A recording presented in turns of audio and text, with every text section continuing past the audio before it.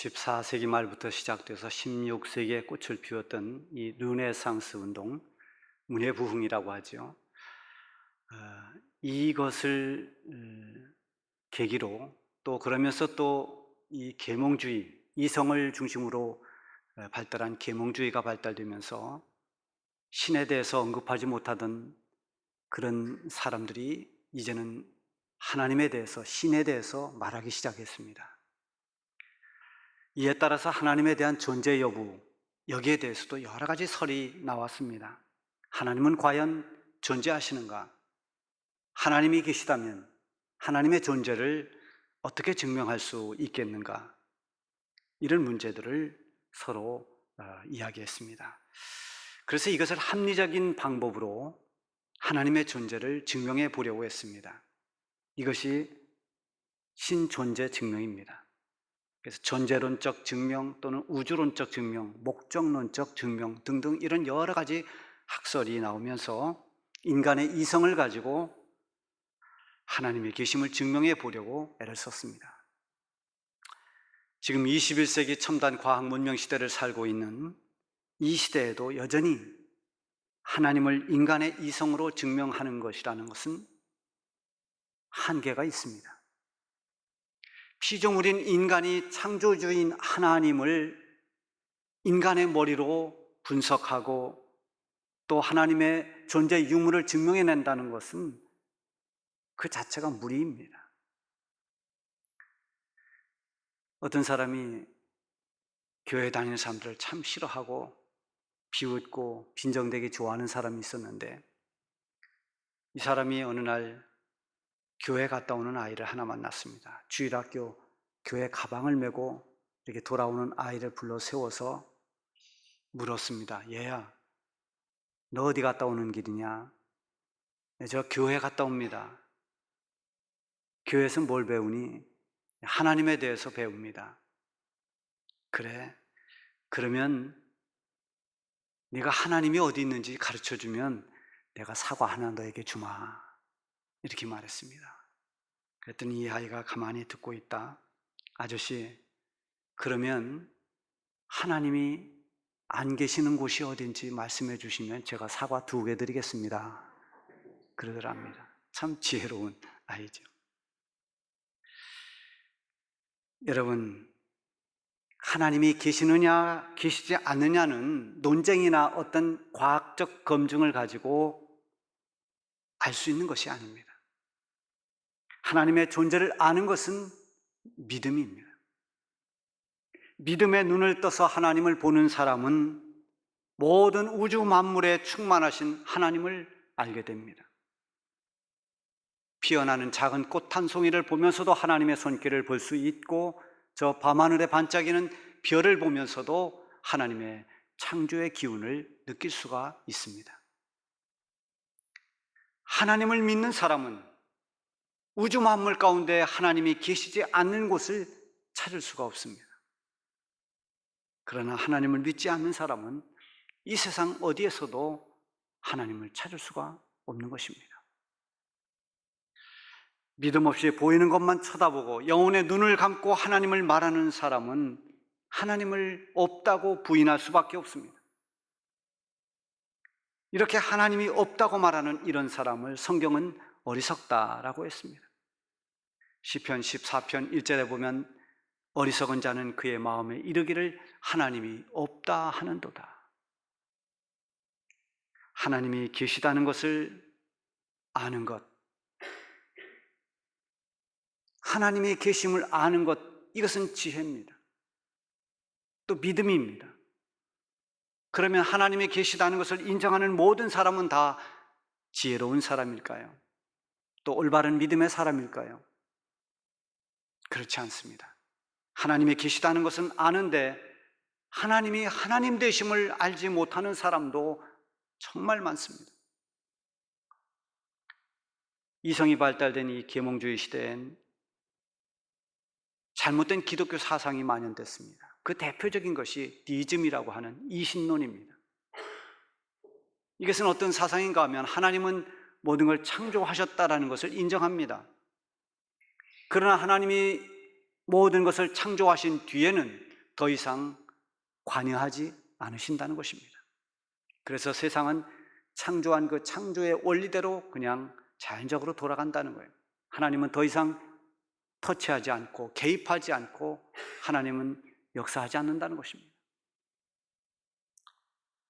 이렇게 잘못 알고 있는 신학사상이나 철학이 하나님을 오해하도록 만들었습니다. 그래서 하나님이 계시는 것을 우리가 아는 것뿐만이 아니라 하나님이 계신다는 것을 인정하는 것뿐만이 아니라 하나님이 누구인지를 바르게 아는 것이 중요합니다. 히브리서 11장 6절에 보면 믿음이 없이는 하나님을 기쁘시게 하지 못하나니 하나님께 나아가는 자는 반드시 그가 계신 것과 그를 찾는 자에게 상 주시는 이심을 믿어야 할지니라.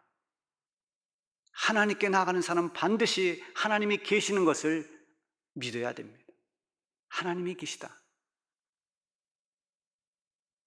하나님은 지금도 살아계시고 지금도 살아 역사하고 계신다는 것을 믿어야 합니다. 하나님이 창조해놓고 뒷짐을 짓고 아무것도 관여하지 않는 그런 하나님이 아니라 지금도 모든 인간의 삶에 개입하시고 우리를 인도하시고 친히 역사하고 계시는 살아계신 하나님임을 믿어야 됩니다. 뿐만 아니라 하나님은 상 주시는 분임을 알라고 했습니다. 먼 훗날 우리가 이 땅을 다하고 분명히 하나님은 상급을 주실 것입니다. 그러나 우리가 이 세상을 살아가는 그 과정에서도 하나님을 경험하고 하나님을 아는 것은 참으로 중요합니다. 그래서 오늘 본문 뒤에 있는 10절에 보면 이르시기를 너희는 가만히 있어 내가 하나님됨을 알지어다. 하나님께서 내가 하나님됨을 알라고 그렇게 말씀하십니다. 하나님을 바르게 알라는 것입니다. 하나님을 아는 지혜는 내가 알겠다고 연구하고 분석해서 아는 게 아닙니다. 이성의 잣대를 앞세우고 어떤 합리적 논증으로 하나님을 안다는 것은 하나님을 인간의 이성의 틀 안에서 정의하는 것이기 때문에 그것을 온전히 하나님을 안다고 할 수가 없습니다.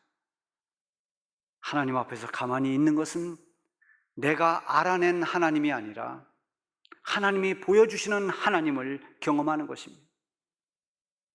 나를 겸손히 비우고 하나님의 손길, 하나님의 능력, 하나님이 주시는 그 은혜를 체험함으로 해서 아는 것입니다.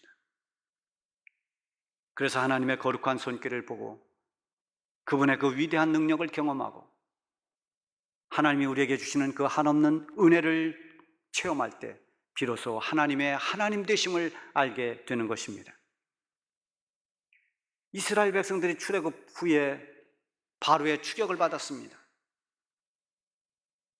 도망가기도 바쁜데 앞에 홍해가 가로막고 있습니다. 그 홍해 앞에서 이스라엘 백성들은 좌절합니다. 당황한 백성들이 불평을 쏟아내기 시작합니다. 왜 우리를 여기까지 이끌어내서 여기서 우리를 죽게 만드느냐? 원망의 소리가 점점 더 커져갔습니다. 죽음의 공포가 점점 더 커졌습니다.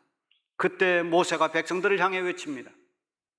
너희는 두려워하지 말고 가만히 있어서 여호와께서 오늘 너희를 위하여 행하시는 구원을 보라.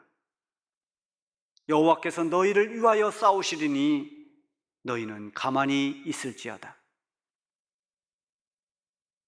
보이는 홍해만 쳐다보고 눈앞에 있는 상황만 보고 그 뒤에 인도하고 계시는 하나님을 보지 못할 때 성급히 판단합니다. 가만히 있으라는 것은 성급한 판단을 멈추라는 것입니다. 그 멈춤이 있을 때, 그리고 가만히 하나님을 주목할 때 우리의 생각과 판단을 뛰어넘는 하나님의 행하심을 볼 수 있게 됩니다.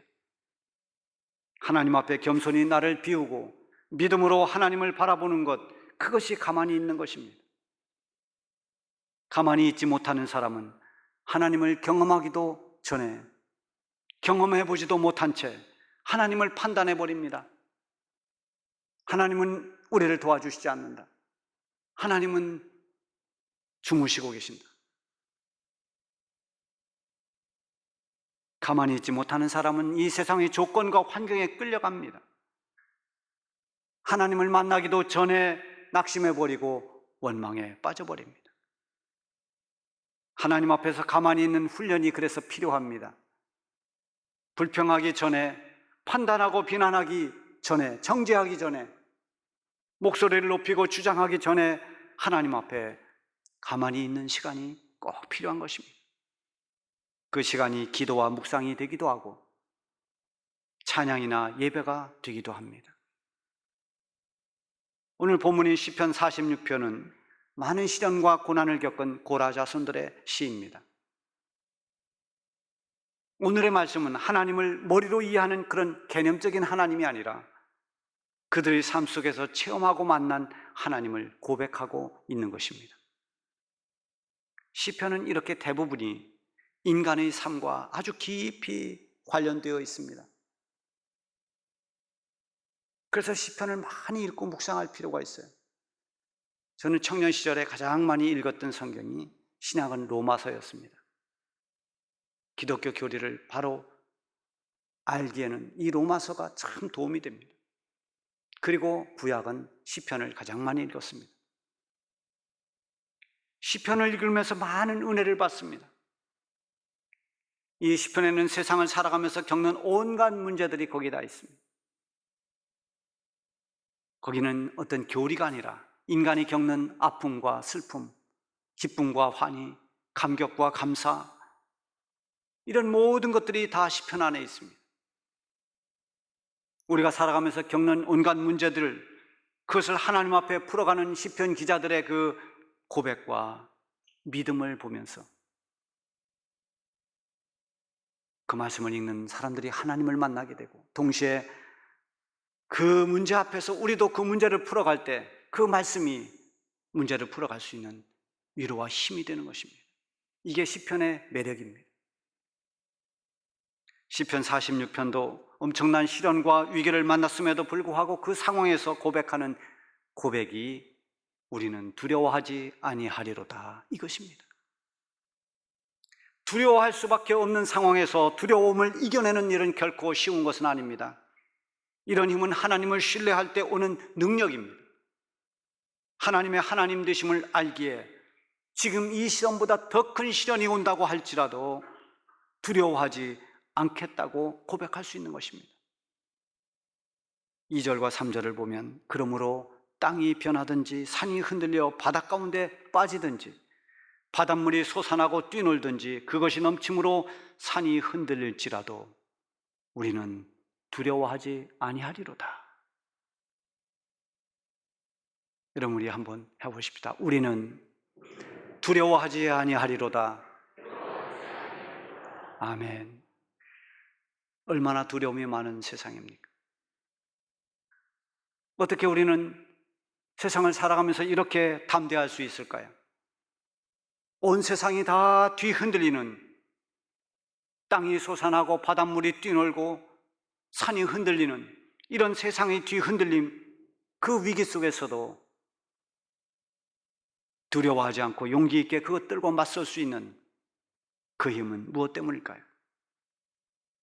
그것은 바로 하나님을 믿는 믿음 때문입니다. 하나님께 대한 믿음이 흔들리지 않기 때문입니다. 오늘 본문 1절에 보면 하나님은 우리의 피난처시요 힘이시니 환난 중에 만날 큰 도움이시라. 이것이 시편 기자의 믿음입니다. 하나님은 나의 피난처 되십니다. 나의 힘이고 나의 구원자이십니다. 나를 도우실 분입니다. 당신의 하나님은 누구이십니까? 이렇게 물었을 때 주저없이 대답할 수 있는 고백입니다. 이 고백은 이 고라 자손들의 고백일 뿐만이 아니라 오늘 살고 있는 저와 여러분의 고백이 되어야 합니다. 이런 믿음이 있을 때 어떤 고난이나 어떤 위기를 만난다 하더라도 나는 두려워하지 않겠습니다 라고 말할 수 있는 것입니다. 1절에 보면 하나님은 이런 하나님이라고 3가지로 증거하고 있습니다. 먼저는 하나님은 우리의 피난처라 했습니다. 지난 주일에도 시편 11편 말씀을 전했습니다. 다윗이 위기에 처해 있을 때 사람들은 다 산으로 피하라고 했지만 다윗은 하나님께로 피했습니다. 하나님을 피난처로 삼았습니다. 그 어떤 피난처보다도 안전한 곳은 하나님의 품입니다. 그래서 다윗은 이렇게 고백합니다. 여호와는 나의 반석이시오, 나의 요새시오, 나를 건지시는 이시오, 나의 하나님이시오. 내가 그 안에 피할 나의 바위시오, 나의 방패시오, 나의 구원의 뿌리시오, 나의 산성이시로다. 여기 쭉 언급하고 있는 나의 반석, 나의 피할 바위, 나의 산성, 이 모든 것이 다 하나님이 나의 피난처임을 말하고 있는 것입니다. 시편 46편 마지막 절에도 보면 만군의 여호와께서 우리와 함께 하시니 야곱의 하나님은 우리의 피난처시로다. 우리 성도들에게는 어떤 고난이 있어도 쉴 수 있는 쉼터가 있습니다. 어떤 위험이 있어도 피할 수 있는 피난처가 있습니다. 바로 하나님입니다. 하나님은 어떤 상황에서도 우리의 피난처가 되어주십니다. 그래서 우리는 두려움을 이길 수 있는 것입니다. 두 번째는 하나님은 우리의 힘이라고 했습니다. 다윗은 어려서부터 용기 있었습니다. 골리앗과 맞서 싸우면서도 기죽지 않았습니다. 소년 시절에 골리앗 적장을 쓰러뜨렸습니다. 수없이 많은 전쟁에 나가서 승리했습니다. 그 힘이 다 어디에서 나온 것일까요? 그 힘은 모두 하나님이 주시는 힘이었습니다. 다윗이 그래서 고백합니다. 나의 힘이신 여호와여, 내가 주를 사랑하나이다. 주님을 사랑합니다. 주님은 나의 힘이십니다. 나의 힘은 하나님이십니다. 다윗은 이렇게 말했습니다. 사도 바울이 복음을 전하면서 귀신을 제압하고 병든 자를 고치고 죽음을 두려워하지 않고 주어진 사명을 감당할 수 있었던 그 능력, 그 용기와 그 힘, 이 또한 어디에서 나왔을까요? 하나님이 주시는 능력을 힘입었기 때문입니다. 내게 능력 주시는 자 안에서 내가 모든 것을 할 수 있느니라. 이 바울의 고백은 결국 하나님이 나의 능력이고 하나님이 나의 힘이라는 말인 것입니다. 하나님은 저와 여러분의 힘이 되십니다. 내 힘으로는 안 되지만 하나님의 힘으로는 능치 못함이 없는 것입니다. 그리고 세 번째, 하나님은 환난 중에 만날 큰 도움이시라고 했습니다. 하나님이 도움이심을 강하게 경험할 수 있는 때는 환난 때입니다. 평소에 하나님이 우리를 도우시지만 그 도우심을 우리가 인지하지 못할 때가 많습니다. 그러나 정말 우리가 위기를 만났을 때, 환난을 만났을 때, 그때 누구나 다 도움의 손길을 찾게 됩니다. 환난이 오면 세상은, 환난에 처한 그 환경, 그 형편, 그것이 우리를 주저앉게 만듭니다. 내가 이 꼴이 되었구나. 내가 이렇게 되고 말았구나. 자기의 실패를, 자기의 위기를, 자기의 절망스러운 그 상황을 끌어안고 쓰러집니다. 그래서 세상은 낙심과 두려움의 웅덩이로 우리를 빠뜨립니다. 그러나 환난이 심할수록 하나님은 우리를 도우십니다. 하나님의 도움의 손길은 더 크고 강하게 다가옵니다. 내가 산을 향하여 눈을 들리라. 나의 도움이 어디서 올꼬? 나의 도움은 천지를 지으신 여호와에게서로다. 그렇습니다. 모든 하나님의 백성들의 도움은 하나님으로부터 오는 것입니다. 여러분에게 진정한 도움을 주실 분은 여호와 하나님이십니다. 여러분의 영혼까지 책임져 주실 분, 여러분의 영혼이 망하지 않도록 천국 가는 그날까지 도와주시고 붙들어 주실 분이 하나님이십니다. 재앙의 때에도 크나큰 환난이나 위기를 만나도 우리를 도우실 분은 오직 하나님이신 것입니다. 여러분, 우리가 믿는 하나님은 오늘 이 고라 자손들이 고백한 하나님처럼 우리의 피난처가 되시고 우리의 힘이 되시고 우리가 환난 당할 때 우리가 만날 수 있는 우리의 도움이 되십니다. 우리 모두가 이 믿음을 가지고 흔들리지 않으면, 이 세상이 어떻게 뒤흔들린다 하더라도 우리는 담대하게 고백할 수 있습니다. 나는 두려워하지 아니하리로다. 이 믿음으로, 이 고백으로 살아가시기를 바랍니다.